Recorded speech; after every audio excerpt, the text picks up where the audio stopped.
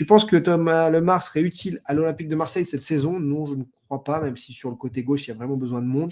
Jonathan Rowe pourra y jouer, mais Luis Enrique ne me convainc pas. C'est sûr que Lemar pourrait apporter. Maintenant, Lemar, c'est un nonchalant. Lemar, c'est un mec. Lemar, c'est un nonchalant. Lemar, c'est un joueur qui n'a pas beaucoup, Léa, ce qui nous dit allez, le LOSC, ensemble on va chanter. On en a parlé de Slavia LOSC tout à l'heure. Et c'est top en effet de voir Lille en C1, il faut qu'il se qualifie. Donc Lemar n'a pas joué depuis un an. Simeone l'aime beaucoup, mais ne peut plus en faire un titulaire vu l'effectif grandissant de l'Atlético. Moi, je ne pense pas que Thomas Lemar, avec son caractère, soit compatible avec le Volcan Olympique de Marseille. Maintenant, techniquement, il apporterait beaucoup. Il est utile. Il est intéressant, mais c'est un taiseux. C'est pas un remarquable communicant. Je l'ai déjà interviewé au centre d'entraînement de l'Atlético de Madrid, dans le sens où il n'est pas très expressif, et les Marseillais aiment ça, les mecs expressifs, les mecs qui envoient. Donc, voilà, je n'estime pas que ça marche, ça match totalement. Maintenant, j'adore Thomas Lemar, j'adore son entourage, j'adore ce qu'il a fait, mais il y a eu cette blessure. Je ne sais pas si Marseille est l'endroit idéal pour repartir du bon pied. Après le sujet Lopez, parlons de l'OM, justement, puisque vous me parlez de Lemar à l'OM. Beaucoup, et le journal L'Équipe parle du fait que l'Olympique de Marseille foncerait donc pour boucler son effectif avant vendredi soir sur Thomas Lemar, sur Neil Maupay, ici vous le voyez dans le journal L'Équipe, et sur Sildilia, donc, qui arriverait d'Allemagne, l'international espoir de l'équipe de France olympique.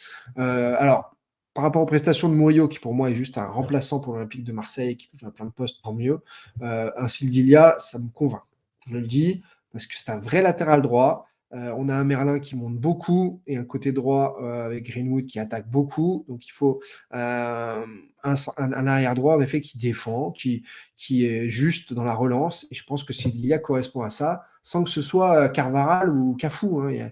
Voilà, mais ça correspond à l'évolution de l'OM avec un jeune joueur talentueux, international espoir. Je pense que ça correspond. Je pense qu'il y a de bonnes idées là-dedans et c'est pas trop cher. Ça correspond à un complément d'effectifs sur un poste en difficulté à l'Olympique de Marseille. En parlant de complément d'effectifs et de Greenwood, d'ailleurs, parce qu'on parle de l'Olympique de Marseille, il y en a quand même qui vous font tout avaler dans un mercato. Greenwood, maintenant qu'il a brillé de match, on continue à nous redire.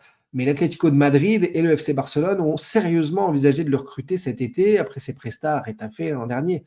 Mais si Barcelone et l'Atlético de Madrid voulaient sérieusement Mason Greenwood, il serait à l'Atlético de Madrid ou au Barça, jouer la Ligue des Champions. Arrêtez d'avoir les yeux qui brillent en disant « Regardez, on l'a pris aux yeux et à la tête de Barça ou de l'Atlético. Le Barça arrive pas à boucler Dani Olmo sans problème administratif et financier.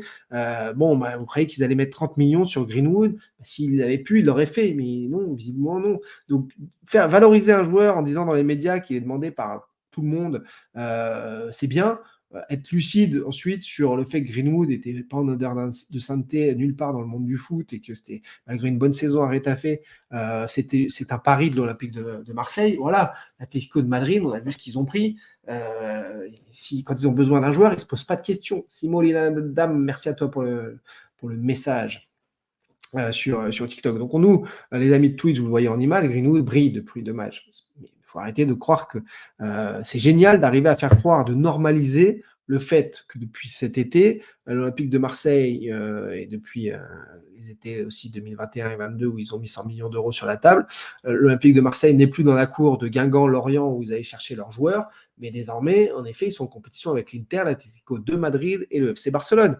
Bon, voilà, c'est bien. C'était juste pour dire ça. Attention quand même, tout ce qu'on peut lire, prendre du recul, de la hauteur sur le théâtre mercato, ce que j'appelle régulièrement le théâtre mercato et le bazar. D'autant que du côté de l'Olympique de Marseille, on voit que les supporters n'ont pas oublié 2023-24, ni oubli, ni pardon. C'était dans les tribunes fanatiques. Ils ont raison. Il faut passer à la suite, mais il faut pas non plus, faire croire que ça n'a pas existé, que ces ratés n'ont pas existé, et cetera, et cetera. Du côté de l'Olympique de Marseille, d'ailleurs, il y a le représentant, c'est des Dodgers qui était, sur BFM Marseille. BFM Marseille-Provence et ce Christian Cataldo, que j'ai eu le plaisir de discuter au mois de juin, il nous raconte les relations entre les groupes de supporters et Pablo Longoria, qui sont en train de se normaliser après le couac, on peut le dire, hein, de Pablo Longoria à ce sujet, en octobre dernier, quand, il a accusé, les supporters de faits qui visiblement, et le temps l'a prouvé, n'ont pas, et moi je l'avais dit avec les sources diverses et variées présentes ce jour-là, n'avaient rien fait de répréhensible, et en tout cas pas à ce point-là, à ce niveau-là. Regardez, écoutez Christian Cataldo. Les gens avec comment ça se passe maintenant après ce qui s'est passé en septembre dernier? Non, il y avait des bonnes relations avec Longoria, mais ce qui s'est passé l'année dernière et ces comportements qu'ils ont eu, là, ça se tasse. Ça, on va dire, ça, les plaies sont en train de se cautériser. Je mets à côté de Zerbi, Ravanelli, tout ça, eux, ils n'ont rien à voir dans l'histoire, hein, ils n'étaient pas là, donc voilà. Le petit problème qui reste, c'était avec le président, évidemment. Mais bon, c'est en train de se normaliser. Il faut que. Vous reprenez il faut confiance, que vous lui refaites confiance à Pablo Pas Longoria? encore tout à fait, parce qu'il a fait des choses un peu mauvaises pour les supporters. Donc voilà. Voilà, donc quand on reprend pareil uniquement la petite phrase de les choses vont se normaliser, on se dit ah bah c'est bien. Il a dit pas encore tout à fait aussi. Vous voyez, donc il y a de la nuance encore une fois sur des propos à conserver. Quand on reprend que les petites phrases, on a une idée précise. Quand on écoute en entier, on voit que ils ne lui font pas tout à fait confiance tout de suite, qu'il y a une rupture, une fracture de confiance, de relation entre les supporters et le président, et que ça prend du temps à revenir parce que les supporters, et tous, on le voit hein, tous les jours, ne sont pas fous sur la gestion financière, sur les non-dits, la communication, où on voit parfois quand c'est activé aussi à travers les comptes communautaires et les influences, où parfois c'est grotesque tellement c'est du copier-coller, et donc tout le monde voit ça. Mais la réalité, c'est que là où tout le monde a raison, c'est d'avancer. Ils ont raison d'avancer, ils ont raison de mettre de côté. On ne va pas rester sur des problèmes non-stop, qui commencent à dater. Il faut avancer, même s'il y a eu une vraie crise lancée par la présidence. Et on aimerait d'ailleurs comprendre comment c'est venu en tête de créer un tel séisme à ce moment-là. Est-ce que c'était pour sortir son ami Marcelino d'une façon ou d'une autre? Est-ce que c'était pour faire un écran de fumée médiatique sur d'autres choses? En tout cas, voilà, certains dans les commentaires, je vois, le disent: «Ah oui, mais eux, les supporters nous avaient promis, les groupes, de sortir des dossiers sur Longoria». Ils se sont défendus, les groupes de supporters, vis-à-vis de Fabio Longoria qui les accusait de violence, de menaces de mort qui n'ont pas eu lieu. Et donc, eux se sont défendus en disant: attention, si on continue dans le grotesque comme ça de nous accuser, nous, on va sortir les dossiers.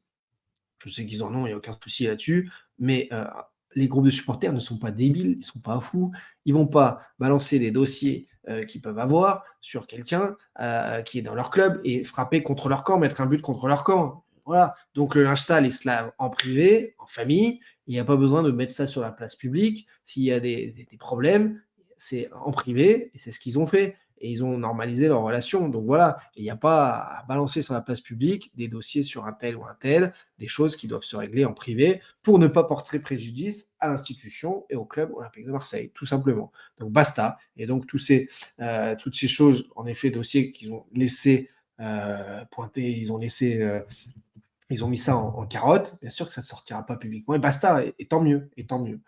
Voilà. On écoute la fin de son intervention rapide hein, sur BFM Provence. Cette réunion, on ne va pas y revenir. Il a fait des interviews, tout ça et tout. Ça nous a blessés fortement. Il y a eu une perte de confiance totale, alors qu'on avait confiance en lui. Et la confiance, c'est long à acquérir, mais c'est dur à. C'est vite perdu, mais c'est long à acquérir. Voilà ce que je voulais dire. On le rappelle hein, brièvement, sans rentrer dans les détails, ce qui s'était passé. Le temps va faire son effet, et puis petit à petit, chacun met un peu de l'eau dans son vin, on va dire. Pour l'intérêt du club, de toute façon, on est tous là pour que le club avance, qu'on soit dans l'intérêt du club. Voilà. Mais on est là toujours, on n'oublie pas, quoi. Voilà. Voilà, Christian Cataldo, représentant des Dodgers, qui s'exprime sur BFM Provence avec justesse. Justement, c'était hier à 19h30. Les amis, je regarde un petit peu vos messages, vos commentaires. Longoria a juste voulu sortir les supporters de la gestion, ce qui est normal. Non, c'est absolument pas ce que Longoria a dit. C'est absolument pas la réalité, en effet, des faits. Les groupes de supporters, les supporters sont actuellement garants de l'ambiance dans ces tribunes qui est unique, en effet, qu'il n'y ait pas de débordement parce qu'ils sont responsables, en effet, leurs associations sont responsables de leur travée, mais Longoria n'a jamais voulu sortir les supporters de la gestion, sinon ça aurait été clair, net, ça aurait pu se faire d'ailleurs en privé, ça aurait pu se faire en discussion en privé, une évolution des choses, une présentation des choses au groupe, mais absolument pas de cette façon-là, en les accusant de menaces, parce que, encore une fois, il ne faut pas avoir la mémoire courte. Sur cette réunion trimestrielle avec les supporters de septembre dernier, 2023, la mise au point des supporters, elle est sur la mauvaise gestion dramatique au niveau du centre, et notamment ce que je peux appeler malversation, enfin problème plutôt, de certains éducateurs envers les jeunes et les jeunes féminines notamment. Et après avoir couru après la direction, les éducateurs et la direction pendant plusieurs mois, les groupes de supporters se font le relais de ces parents-là qui sont attristés par la situation et veulent un retour de la direction du club pour savoir comment gérer ça. Et la direction du club n'est absolument pas soucieuse du problème qui est un vrai problème d'éducation, de gestion, d'éducateurs, de gestion, etc. Et voilà, c'est tout. C'est là le moment clé de tension de cette réunion de base. Voilà. Donc, non, non, non. Sancho à la Juve, apparemment, Thibaut, qu'en penses-tu? Aucune idée. Je sais que Sancho essaie de se vendre un peu partout, PSG, Juve, à droite, à gauche, mais à mon avis, pas, la Juve est quand même assez fournie devant. Donc, je serais à voir, à voir. Ça me surprend un petit peu cette info mercato. Qu'est-ce qu'on a d'autre? Rénal qui nous dit le comble, c'est qu'il y a encore plus de dossiers sur Zeroual et Cataldo. Alors, Rénal, si tu as des dossiers sur Zeroual et Cataldo, sors-les s'il te plaît, puisque, cher ami, encore une fois, ça c'est du blabla de réseaux sociaux. Et si la justice, si les finances, le service des finances, les Bercy et tout avaient des choses sur eux, comme certains le présentent sur les réseaux, ils auraient déjà œuvré et ils ne seraient plus à la tête de certains groupes de supporters. Donc, encore une fois, c'est du blabla bidon de réseau.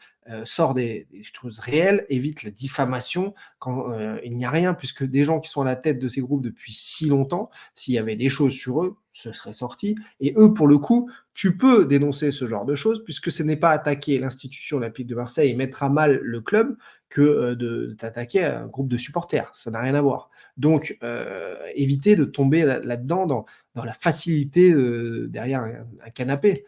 Il n'y a aucun blabla, mon cher. La diffamation, c'est le sortir, justement. Ben non. Quand tu sors une vraie information, quand tu sors un élément probant, quand tu sors une réalité, c'est pas de la diffamation. La diffamation, c'est de dire qu'il y a quelque chose sans sortir rien du tout et de façon bidon.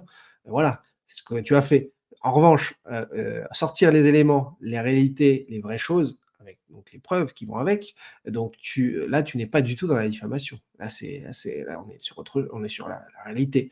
Donc là, c'est là où il faut faire très attention. Voilà. Neil Maupay ou Sanabria à l'OM, Thibaut, tu préfères quel joueur? Alors, justement, parlons de ça. Les amis, parlons de ça, en effet, puisque c'est aussi le sujet.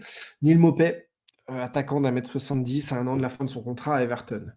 Titulaire plus vraiment, Everton bas de classement en permanence proche de la relégation en première ligue. Je ne vois absolument pas l'intérêt de l'Olympique de Marseille d'aller chercher ce type de profil-là devant. Pour moi, il faut un mec de surface, un mec d'ancrage, un mec où Wai pourrait tourner autour de temps en temps d'ailleurs, un mec qui libère Wai de cette pression. Donc absolument pas le profil d'un Neil Maupay ou alors Sanabria, autre histoire. Antonio Sanabria, lui, tu es sur un joueur qui est international, c'est paraguayen, lui, c'est ça, paraguayen, qui joue au Torino, qui a une expérience, qui a 28 ans, qui a une expérience de Serie A. Là, on est sur un autre profil qui est moins étonnant que le nom de Neil Maupay qui était partout. Sanabria, c'est pas non plus un gros gabarit, gros volume, c'est 1m80, quelque chose comme ça. mais c'est un batailleur. Ça correspond, à mon avis, à l'idée, au principe de, de De Zerbi, d'autant qu'il a été formé à la Masia Barça, qu'il est parti au Betis, qui maintenant il est en Italie, oui, en Italie. Voilà, maintenant il met pas beaucoup de buts. Voilà, c'est pas non plus l'idée du siècle, mais c'est un mec qui a vadrouillé, voyagé entre l'Italie et l'Espagne, qui a de l'expérience finalement. J'ai pas un avis fixe sur Sanabria actuellement, mais pour moi, c'est mieux en tout cas que Neil Maupay, je le pense, et moins bien qu'un Ben Yedder. Ça, je le pense aussi très clairement comme Manga.